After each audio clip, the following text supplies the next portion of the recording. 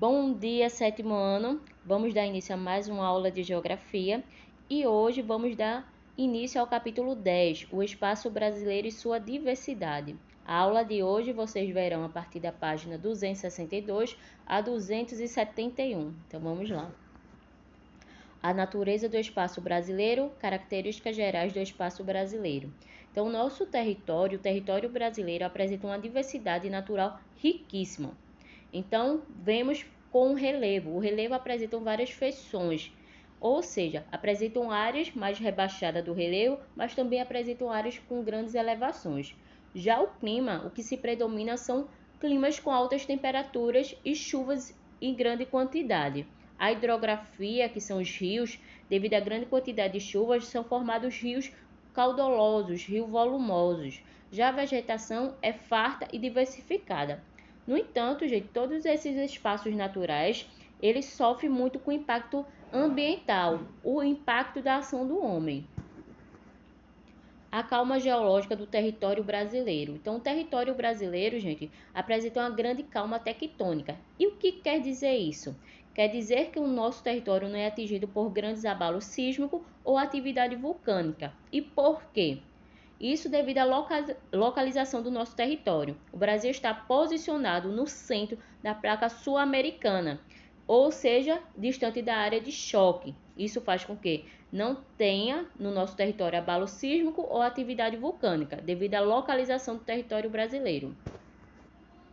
As altitudes do relevo brasileiro. Então, vamos falar agora sobre os relevos do nosso território. O relevo brasileiro é considerado velho, baixo e tranquilo. E por quê, gente?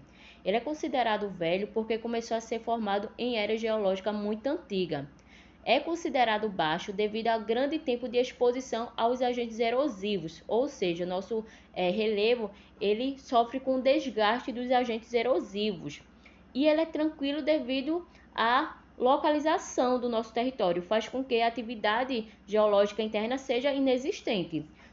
No entanto, o nosso território, gente, predominam três formas de relevo, que são planaltos, planícies e depressões. Então, bote isso na sua cabeça. Os três principais relevos que se predominam em nosso território, planaltos, planícies e depressões. Então, é eles que vamos estudar agora.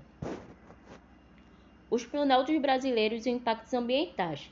Então, a principal característica do planalto brasileiro são que planaltos em si, eu acho que vocês ainda lembram que são relevos que apresentam uma certa altitude, que varia de 300 a 50 metros de altitude. No entanto, a principal característica do nosso planalto, gente, é que ele apresenta essa elevação, mas ao seu redor apresenta um rebaixamento. Esse rebaixamento é considerado depressão, que é outro tipo de relevo. Então, o nosso planalto brasileiro tem essa característica. Apresentam essa elevação e ao seu redor, ao seu lado, apresenta essa área mais rebaixada que corresponde à depressão. Como vocês podem ver nessa imagem, tem duas áreas marcadas. A parte central corresponde ao planalto da Borborema, que fica no nordeste brasileiro. Então, essa área é mais elevada. E ao seu lado, ao lado esquerdo, corresponde à depressão sertaneja. Então, essa é a principal característica do planalto brasileiro. Ele apresenta o planalto, a área mais elevada, mas ao seu lado existe uma depressão. Essa é a principal característica do nosso planalto. Agora, eu acho que vocês estão perguntando como o relevo brasileiro sofre com processo erosivo. Por que os planaltos brasileiros não sofreram com esse processo erosivo? E agora eu vou dizer. As áreas de planalto, gente, são áreas compostas por rochas mais resistentes e por isso não sofrem com o mesmo processo de desgaste erosivo. Então, isso é questão que vai cair hoje em atividade. Os planaltos são mais resistentes, eles são formados por rochas mais resistentes. Por isso, ele não sofre com esse processo de desgastes. Vamos agora conhecer o outro tipo de relevo que se predomina no nosso território. São as planícies brasileiras. Então, planícies são áreas baixas com poucas ondulações, onde se predomina o processo de deposição de sedimentos, ou seja, eles são formados através de acúmulo de sedimento pelos agentes externos. No caso do Brasil, o principal agente erosivo é os ventos, que formam essas planícies. No Brasil, existem dois tipos de planícies, gente, como vocês podem ver. Existem as planícies costeiras, ou marinhas. Elas estão localizadas ao longo do litoral brasileiro e é resultado da acumulação do sedimento marinho. Ou seja, planície costeira está localizada no litoral, todo o litoral brasileiro, e ela é formada por sedimento, acúmulo de sedimento marinho.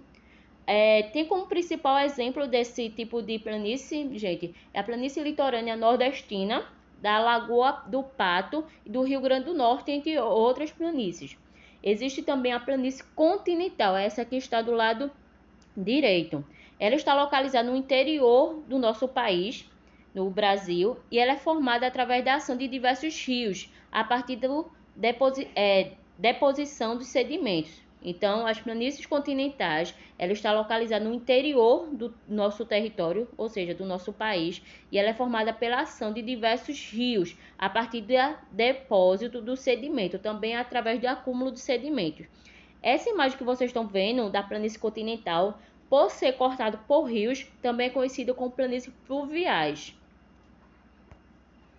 Agora vamos para as depressões brasileiras.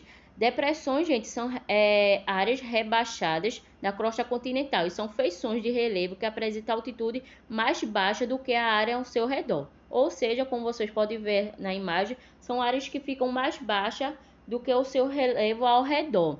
No entanto, existem duas formas de relevo, de depressão. Uma depressão absoluta e a depressão relativa. Vocês estudaram isso no 6º ano. A depressão relativa, ela é um rebaixamento, mas ela é acima do nível do mar. Eu acho que vocês estão vendo aí na imagem uma linha que corresponde ao nível do mar. A depressão relativa fica acima da linha do mar. A depressão absoluta, como vocês estão vendo, ela já fica abaixo do nível do mar. Então, existem essas duas formas de depressões. Relativa, acima do nível do mar. Absoluta, abaixo do nível do mar. No entanto, no Brasil não existe a depressão absoluta, só existe a depressão relativa. Então, no Brasil é formado por diversas depressões relativas. E assim, vamos chegando ao fim da nossa aula, vocês vão responder essas questões. Então, na página 282, a primeira e a segunda questão. Na página 287, a quarta, a quinta e a sexta questão. Lembrando, essa primeira questão, vocês vão dar uma atenção maior, vocês vão desenhar em um papel ofício e enviar para mim também. Espero que tenham compreendido. Bom dia e um bom estudo.